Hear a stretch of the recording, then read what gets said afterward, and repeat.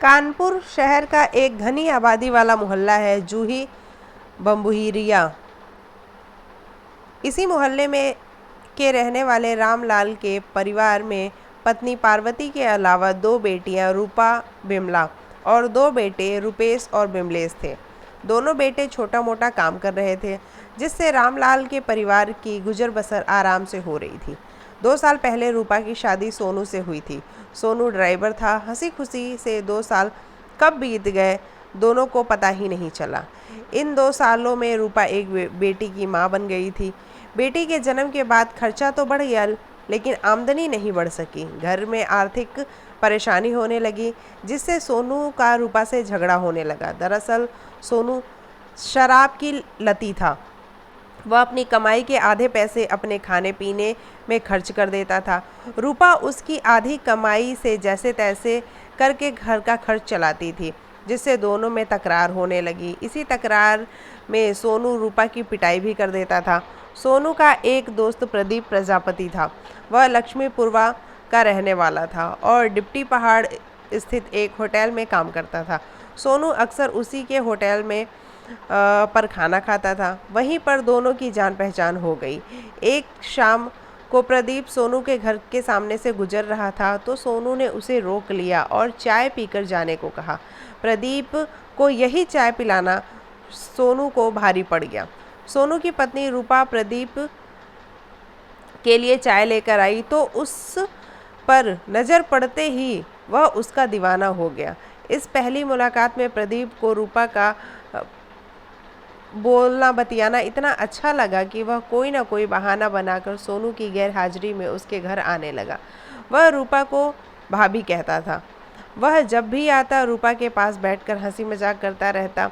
रूपा को जो भी उसका उठना बैठना और हंसना बोलना अच्छा लगता था। लगातार उठने बैठने और हंसने बोलने का नतीजा यह हुआ कि रूपा और प्रदीप एक दूसरे को चाहने लगे।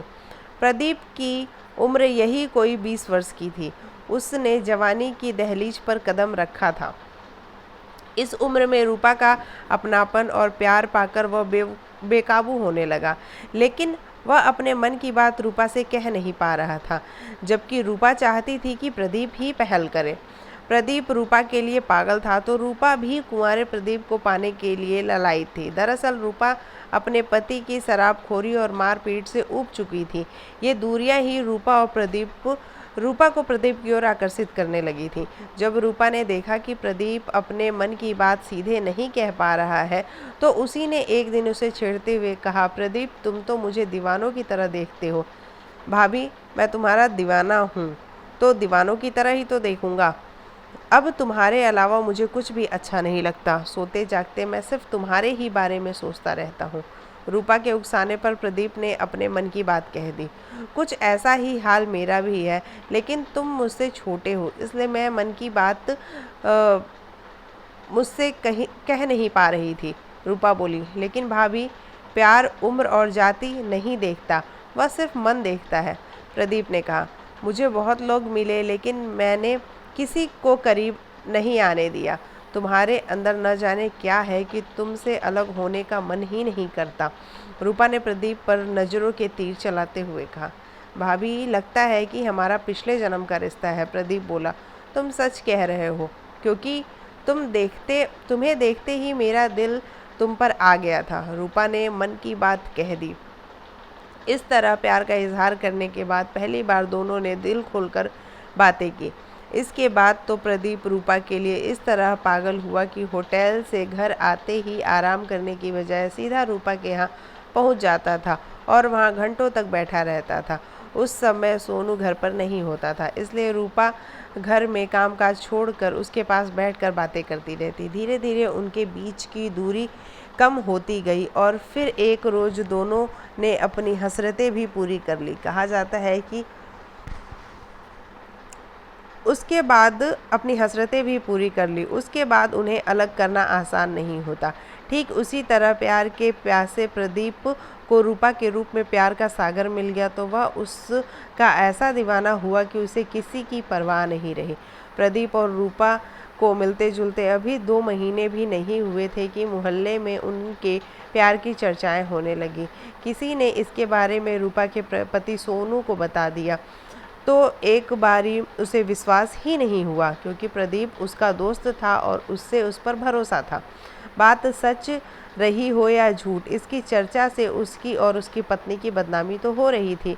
इसलिए उस रात वह घर लौटा तो उसने रूपा से प्रदीप से उसके संबंधों को लेकर होने वाली चर्चाओं के बारे में पूछा। रूपा पति की बात सुनकर सकते में आ गई। वह जल्दी से कुछ बोल नहीं पाई तो ने कहा, तुम उसे अपने घर मत आने दो, बात खत्म। ठीक है। रूपा ने बेहद मायूसी से कहा, लगता है तुम्हें मेरी बात बुरी लग गई। सोनू ने रूपा के चेहरे को पढ़ने की कोशिश करते हुए कहा, इसमें बुरा लगने वाली क्या बात है? आप कह रहे हैं तो मना कर दूंगी। रूपा ने रूखेपन से कहा। सोनू ने प्रदीप को रोकने के लिए कहा जरूर, लेकिन न तो रूपा ने उसे मना किया और न ही प्रदीप ने उसके यहाँ आना बंद किया। हाँ, वे थोड़ी सतर्कता जरूर बरतने लगे थे, लेकिन लाख कोशिशों के बाद भी उनका प्यार छिप नहीं सका। 1 महीना भी नहीं बीता था कि किसी ने प्रदीप और रूपा के मिलने के बारे में सोनू से फिर शिकायत कर दी। फिर क्या था, सोनू बुरी तरह तिलमिला उठा। उस आदमी से तो उसने कुछ नहीं कहा, लेकिन काम धाम छोड़कर वह सीधा घर पहुंच गया। वह दबे पांव घर में घुसा। कमरे की बेड पर प्रदीप और रूपा एक दूसरे से लिपटे पड़े थे। सोनू को देखते ही प्रदीप फुर्ती से उठा और कपड़े ठीक करके वहां से भाग गया। रूपा को उस स्थिति में देखकर वह आग बबूला हो उठा।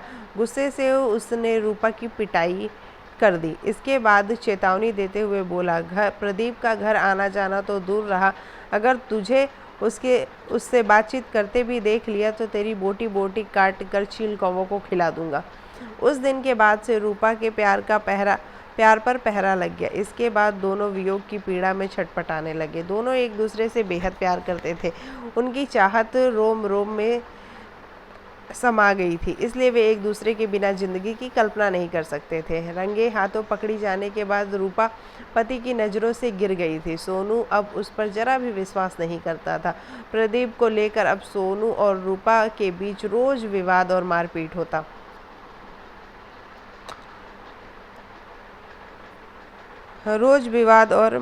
होता। इस तरह उनके बीच मतभेद इस कदर बढ़ गया कि दोनों एक ही छत के नीचे रहते हुए अपरिचित से हो गए थे। सोनू रूपा के अवैध संबंधों की वजह से काफ़ी तनाव में रहता। इसका नतीजा यह निकला कि जरा सी बात पर उन दोनों के बीच झगड़ा और मारपीट होने लगी। स्थिति यह आ गई कि रूपा को उसके घर में एक पल भी काटना मुश्किल लगने लगा। उधर प्रदीप की हालत भी पागलों जैसी हो गई थी। जब प्रदीप से वियोग की वेदना नहीं सही गई तो उसने फ़ोन पर मैसेज करके रूपा को बारा देवी मंदिर बुलाया। निर्धारित समय पर रूपा मंदिर पहुंच गई। वहां दोनों एक दूसरे को देखकर भावुक हो उठे। उनकी आंखों से आंसू टपकने लगे। मन का गुब्बार आंसू बनकर निकल गया तो रूपा ने कहा, प्रदीप, तुम्हें परेशान होने की ज़रूरत नहीं है। यह रूपा तुम्हारी है और तुम्हारी ही रहेगी। रूपा, तुम्हारे बिना मेरा एक पल नहीं कटता। अगर यही स्थिति रही तो मैं किसी दिन जहर खाकर अपनी जान दे दूंगा, क्योंकि अब मैं तुम्हारे बगैर नहीं रह सकता। प्रदीप ने अपनी पीड़ा व्यक्त की।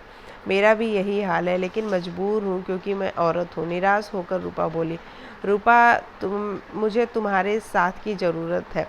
अगर तुम साथ दोगी तो हम दोनों सुकून की ज़िंदगी बिता सकेंगे। प्रदीप बोला, प्रदीप, शरीर के साथ साथ मैंने अपनी ज़िंदगी भी तुम्हें सौंप दी है। तुम जैसा कहो मैं तुम्हारे साथ देने को तैयार हूँ। रूपा ने विश्वास दिलाते हुए कहा, तो फिर मेरे घर चलो, वहाँ मैं तुम्हें माँ से मिलवाता हूँ। वह राजी हो गई तो मैं जल्द ही तुमसे शादी कर अपनी जीवन संगिनी बना लूँगा। प्रदीप बोला। प्रदीप की बात सुनकर रूपा थोड़ा सकुचाई। उसने बहाना भी बनाया, लेकिन बाद में वह राजी हो गई कि फिर प्रदीप रूपा को लक्ष्मीपुरवा स्थित अपने घर ले गया। वहाँ माँ मुन्नी देवी से मिलवाया। रूपा ने अपने और प्रदीप के रिश्ते की जानकारी मुन्नी देवी को देकर प्रदीप से शादी की इच्छा जताई। मुन्नी देवी यह जानकर विचलित हो उठी कि उनका कुंवारा और कम उम्र का बेटा एक शादीशुदा और उससे बड़ी उम्र की औरत से प्रेम जाल में फंस गया है। माँ मुन्नी देवी ने रूपा से साफ कह दिया कि वह शादीशुदा है और एक बच्चे की माँ बन चुकी है। औरत से अपने बेटे की माँ बन चुकी औरत से कुंवारे बेटे की शादी हरगिज़ नहीं कर सकती। रूपा का पक्ष लेकर प्रदीप कुछ कहना चाहा तो मुन्नी देवी ने उसे डपट दिया। मुन्नी देवी ने प्रदीप से शादी रचाने से इनकार किया तो रूपा निराश हो गई और उसकी आंखों से आंसू टपकने लगे। रूपा के आंसुओं से मुन्नी देवी का दिल पिघल गया। वह उसके सिर पर हाथ रखकर बोली, रूपा, अगर तू मेरे घर की बहू बनना ही चाहती है तो प्रदीप के बजाय उसके बड़े भाई सुजीत से शादी कर ले। वह ई रिक्शा चलाता है, उससे शादी कर लेगी तब मैं बच्ची सहित तुझे अपना लूँगी। क्या? रूपा चौंकी। माँ जी, आप यह क्या कह रही हैं? मैं तो प्रदीप से प्यार करती हूँ, फिर भला उसके बड़े भाई से कैसे ब्याह कर सकती हूँ? मुन्नी देवी और रूपा में बातचीत हो ही रही थी कि सुजीत कुमार भी आ गया। उसने अजनबी युवती देख घर में देखा तो माँ से पूछताछ की। मुन्नी देवी ने तब सुजीत को सारी बात बताई और यह भी बताया कि वह रूपा से उसका विवाह कराना चाहती है। यह सुनकर सुजीत गदगद हो गया। वह रूपा से ब्याह करने को तैयार हो गया। रूपा से सुजीत कई साल बड़ा था, इसलिए वह कोई निर्णय न कर सकी और वापस घर लौट आई। घर आकर वह असमंजस में पड़ गई। प्रदीप उसका प्यार था, जबकि शादी की शर्त उसने बड़े भाई से रखी जा रही थी। वह कई रोज तक कसमकस में रही। आखिर उसने प्रदीप से मिलकर कोई हल निकालने का निर्णय लिया। प्रदीप से मिलकर रूपा ने इस बात की तो प्रदीप ने सुझाव दिया कि वह भाई से शादी कर ले। इस तरह से वह घर में उसके साथ रहेगी और उसका प्यार भी बरकरार रहेगा। यानी मुझे तुम्हारी घर में द्रौपदी बनकर रहना पड़ेगा? रूपा ने कटाक्ष किया। मुझे तो यही सही लग रहा है, बाकी तुम्हारी मर्जी। तुम जो भी फैसला लोगी मुझे मानना पड़ेगा, प्रदीप बोला। रूपा अपने पति सोनू से प्रताड़ित थी। उसका पति के साथ रहना मुश्किल था। यही सब देखते हुए उसने सुजीत से ब्याह रचाने का फैसला कर लिया। इसके बाद रूपा 11 अगस्त 2020 को जन्माष्टमी के दिन अपने प्रेमी प्रदीप के बड़े भाई सुजीत के साथ मंदिर में विवाह कर लिया और पहले पति सोनू का घर छोड़कर सुजीत के घर लक्ष्मीपुरवा रहने लगी। रूपा ने अपनी मांग में सुजीत के नाम का सिंदूर तो सजा लिया था, लेकिन वह पूर्ण रूप से प्रदीप को समर्पित थी। वह रात में पति का बिस्तर सजाती थी और दिन में प्रेमी प्रदीप की बाहों में झूलती थी। मुन्नी देवी सब कुछ जानते हुए भी अपने आंखों पर पट्टी बांधे रहती थी। इस प्रकार रूपा एक ही घर में दो भाइयों के साथ रह रही थी। इधर सोनू को जब पता चला कि रूपा ने प्रदीप के भाई सुजीत से विवाह कर लिया है, तब उसे बहुत गुस्सा आया। वह मन ही मन दोनों भाइयों को सबक सिखाने की सोचने लगा। इसके लिए उसने प्रदीप से फिर से दोस्ती कर ली और उसके साथ दारू पीने लगा। कभी कभी वह अपनी मासूम बेटी से मिलने के बहाने उसके घर पहुंच जाता था। 26 सितंबर 2020 को रूपा अपने पति सुजीत व देवर प्रदीप के साथ अपने मायके जूही बम्हुरिया आई। खाना खाने के बाद सुजीत अपना ई रिक्शा लेकर निकल गया। तभी प्रदीप रूपा के साथ एक कमरे में कैद हो गया। इधर सोनू को पता चला कि रूपा मायके आई है तो वह बेटी से मिलने पहुंच गया। वहां उसने कमरे में प्रदीप और रूपा को आपत्तिजनक स्थिति में देख लिया। उसका खून खौल उठा। उसने उसी समय प्रदीप को ठिकाने लगाने की योजना बना ली। देर शाम वह प्रदीप को किसी बहाने स्वदेशी कॉटन मिल कैंपस में ले गया। वहां बैठकर दोनों ने शराब पी। अधिक नशा होने पर प्रदीप वहीं पड़े पत्थर पर लेट गया। उसी समय सोनू ने पत्थर से कूच कर उसकी हत्या कर दी। उसने प्रदीप के शरीर से खून में सने कपड़े उतारे और वहीं झाड़ियों में छुपा दिया। खून से सना पत्थर भी उसने वहीं छिपा दिया। इसके बाद वह वहां से फरार हो गया। शाम को सुजीत घर आया, वहाँ प्रदीप नहीं दिखा तो उसने रूपा से प्रदीप के बारे में पूछा। रूपा ने बताया कि उसके जाने के बाद सोनू आया था, वही प्रदीप को अपने साथ लेकर गया था। प्रदीप जब देर शाम तक घर नहीं आया तो सुजीत ने खोज शुरू की। जब वह नहीं मिला तो सुजीत ने भाई की गुमशुदगी थाना जूही में लिखा दी। 27 सितंबर 2020 की सुबह 8 बजे थाना जूही पुलिस ने स्वदेशी कॉटन मिल कैंपस में एक युवक की नग्न अवस्था में लाश पड़ी होने की सूचना मिली। सूचना पाते ही थाना प्रभारी संतोष कुमार आर्य घटनास्थल पर पहुंचे। उनकी सूचना पर एसएसपी प्रीतिंदर सिंह तथा एसपी दीपक भूकर भी आ गए, जबकि थाने में सुजीत ने प्रदीप की गुमशुदगी दर्ज कराई थी। अतः आर्या ने सुजीत को भी कैंपस बुलवा लिया। सुजीत ने भाई की नग्न शव देखा तो वह रो पड़ा। उसने पुलिस अधिकारियों को बताया कि शव उसके भाई प्रदीप का है। शव की शिनाख्त हो जाने के बाद पुलिस ने उसे पोस्टमार्टम के लिए हैलट अस्पताल भिजवा दिया। थाना प्रभारी संतोष कुमार आर्या ने सुजीत की तहरीर पर धारा 364 और 302 के तहत सोनू के खिलाफ रिपोर्ट दर्ज कर ली और उसकी तलाश में जुट गए। उन्होंने सोनू को कई संभावित जगहों पर खोजा, लेकिन जब वह नहीं मिला तो उन्होंने मुखबिर लगा दिए। 29 सितंबर की सुबह 9 बजे उन्हें मुखबिर से सूचना मिली कि सोनू सोनेलाल इंटर कॉलेज के पास मौजूद है। इस सूचना पर वह पुलिस टीम के साथ वहां पहुंच गया और घेराबंदी कर सोनू को हिरासत में ले लिया। उसे थाने लाकर प्रदीप की हत्या के संबंध में पूछा गया तो उसने सहज ही हत्याकांड का जुर्म कबूल कर लिया। यही नहीं, उसने आला कत्ल, पत्थर तथा मृतक के खून से सने कपड़े और कॉटन मिल कैंपस से बरामद कर लिए। सोनू से पूछताछ में सोनू ने बताया कि प्रदीप के कारण ही उसकी पत्नी रूपा उसे छोड़कर गई थी। प्रदीप ने ही उसके घर में आग लगाई थी, जिससे उसे मजबूरी में उसकी हत्या करनी पड़ी। सोनू से पूछताछ के बाद पुलिस ने 30 सितंबर 2020 को कानपुर कोर्ट में पेश किया, जहां उसे जिला जेल भेज दिया गया।